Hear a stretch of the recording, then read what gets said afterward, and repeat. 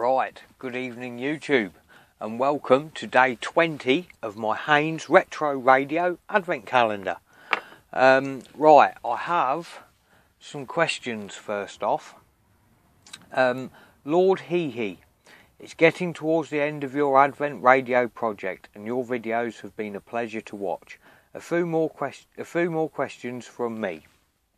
Number one, since you are building a radio, what do you usually listen to on the radio, music types, and what stations? If it's a local station, then just say local, so it has not to give away your location. Right, well, normally I listen to Radio 4. Sometimes I listen to Radio 4 Extra.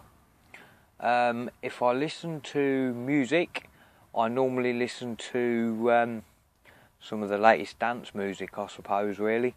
Kiss FM, I like that. Question 2. You mentioned previously that you don't do Christmas, but will a Santa hat feature as your choice of hats before the end of your Advent project? Well, I'm afraid that would be a bit of a spoiler if I was to tell you that, wouldn't it? So I'm afraid you're going to have to wait and see. And number 3, how long have you had Billy? I've had Billy since he was 18 months old, and I bet I've had him for about 4 or 5 years, haven't we, Billy? These dogs, coincidentally, you have to be firm. If they think for 1 minute that they can rule you, they will. You have to be firm, and you have to let them know that you are boss, of which he knows I am the boss. So, yes. And then he says, Merry Christmas to both of you. So, Merry Christmas to you as well, Lord Hee. Laura Watts, hi, you mentioned you had a problem with your phone charger. I found this that might help you out. And she's put a link to a cable for Android and iPhones with 50% off. Thank you very much for that, Laura Watts. I haven't actually looked at that, but I will do when I finish doing this video. Radio Cruncher says, hi Dave, you need to strip both wires for the touch function to work and need to touch both wires at the same time. Cheers, Graham. Right, well, I have actually stripped both wires on both of the switches. I've repositioned the switches, which is what we would have actually done today, but I did reposition that, stripped both the wires for both the switches, and sometimes they work, sometimes they don't. They're not that great, but yeah, so I've just made a couple of these jumper cables a bit shorter as well, just so as it looks a little bit neater. But I can actually get my fingers on both of the buttons a bit easier now, as opposed to before it was a little bit awkward. So, right, that's enough of that. Let's have a look at window number 20 for day number 20. Right, it's down here in this corner, so we'll pop that open. Oh, lo and behold, look what we've got.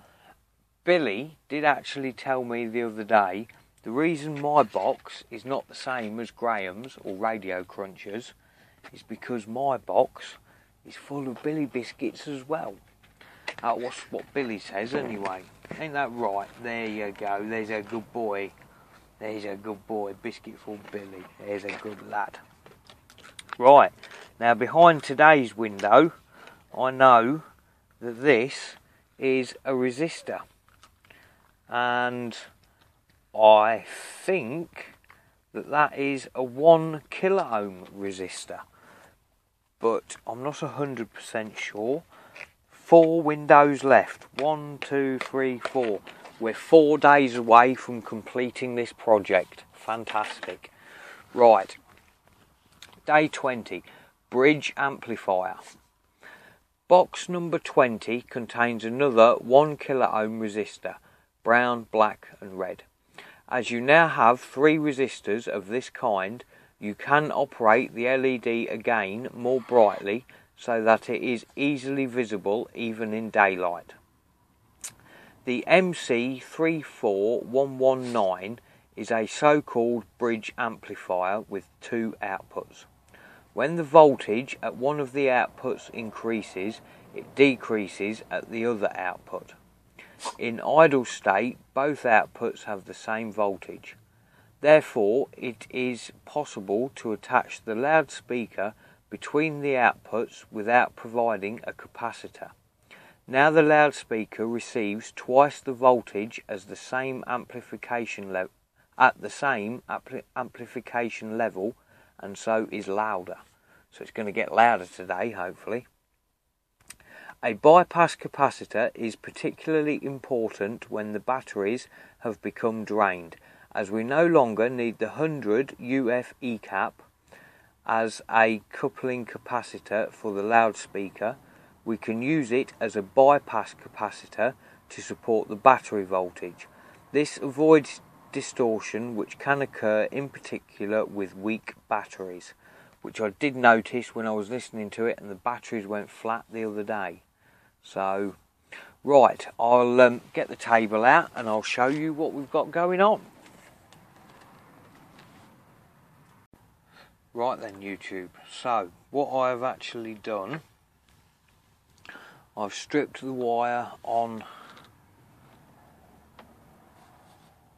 the two, stripped all the outer casing off of those two wires and off of those two wires. I've also wired these two in a slightly different place to yesterday. In today's diagram it shows you them in this position like this. So because I stripped those pieces of wire, I just wired that all up like that. I've also shortened a couple of these bridging pieces of wire because they were just too long. So now it does actually all look a whole lot tidier and whatever. So that's getting there. That's lovely. I'm not convinced that the touch wires do work properly yet, but we'll see what happens in today's video. Right, so the first thing I'm going to do is remove this from here, and I'm going to replace that with a 1 kilo ohm resistor, which is going to go in there like that. And right, now that LED's moving.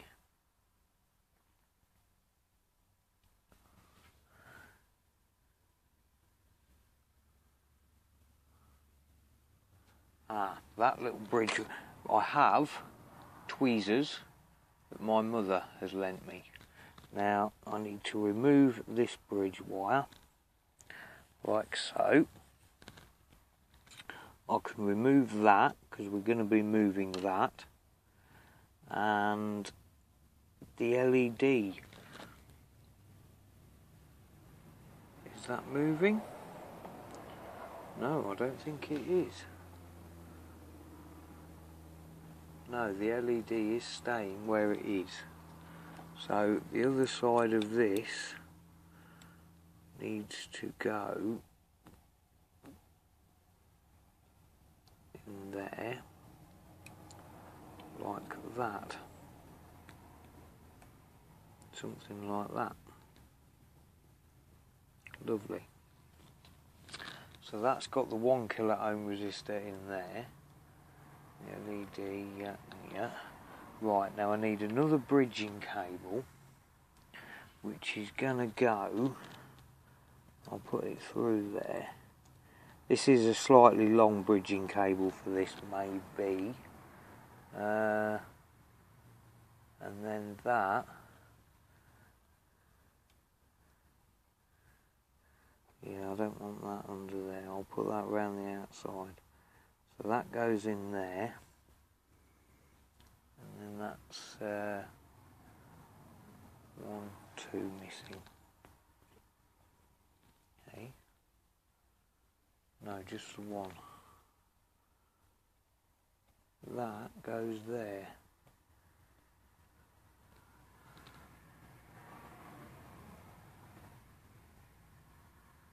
yeah, and then this goes in that way,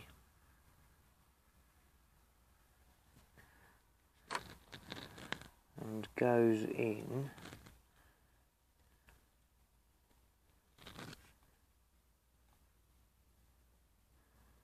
there, like that. Okay, that bridge wire actually looks about right. Now the speakers are moving. The black wire, if it's long enough, which it is just, is going into there, which I'm probably going to find Mum's new tweezers rather useful for. That is going in there, like that. And the plus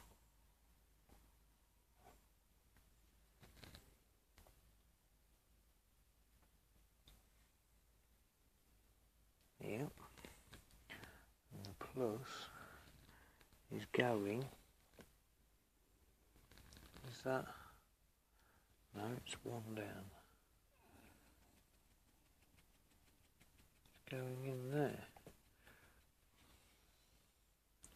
yep, and that's going in there. So there we go. Right, I think that now is exactly the same as what we've got in the diagram. So we should now be ready to try it. We'll see what happens today. I'm going to extend my aerial like so. This should be twice as loud as what it was. Oh yes, wow.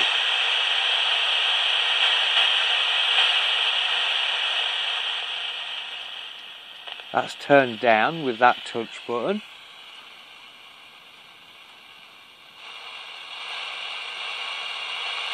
And that's turned back up with that one. That is rather loud.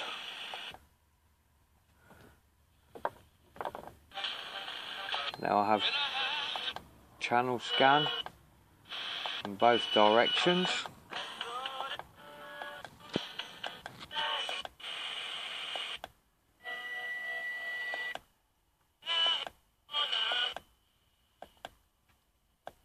Fantastic, YouTube. So there we have everything all working. We're twice as loud as what we was before. We've got some kind of battery backup there. We've got the LED, which is in bright mode. Yeah, that's very loud. And I now have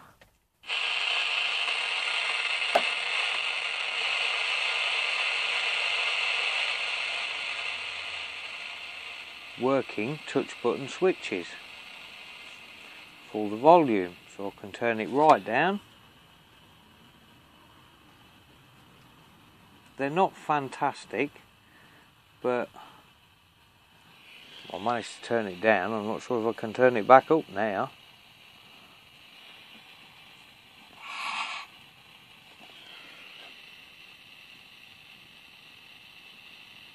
No, I'm not going to be able to manage to turn it back up. I am touching both wires, but I'm not getting a lot of joy there with that. So I don't know quite why that is. But there we go, YouTube. So I'm a bit annoyed that won't turn up now. It did do earlier. Oh dear.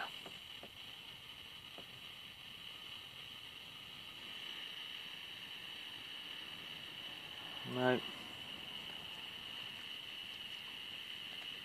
Can't seem to make that turn up. But there we go, YouTube. So that was day number 20. If you'd like to join me for day number 21, any questions, comments, if you'd like a shout out or anything like that, please yeah, put them in the comments below. And this is how our FM radio is beginning to look.